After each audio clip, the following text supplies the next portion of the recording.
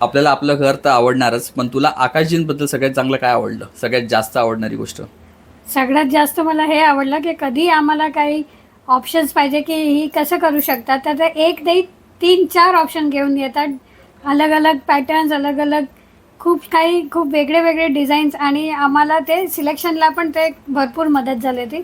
मला तर तेच आवडते. तुला काय आवडलं? मला त्यांचं प्रोफेशनलिझम, त्यांचं पंक्च्युअलिटी, का त्यांनी एकही दिवस खाडा न करता त्यांनी डिझाईन्स, तर ते उत्तम इंटिरियर डिझायनर आहेच, पण तुम्ही जर का फिनिशिंग बघाल की कुठलंही काम फक्त संपवायचं या दृष्टिकोनातून नाही, पण त्यांनी ॲक्च्युली क्वालिटी डिलिव्हर करायची, तर त्यांची प्रॉमिस होती, परफेक्शन होतं, ते मला सगळ्यात जास्त आवडलं. आणि this is where he stands out from the other interior designers. Devendra, आपलं घर बजेटमध्येच बनलं ना?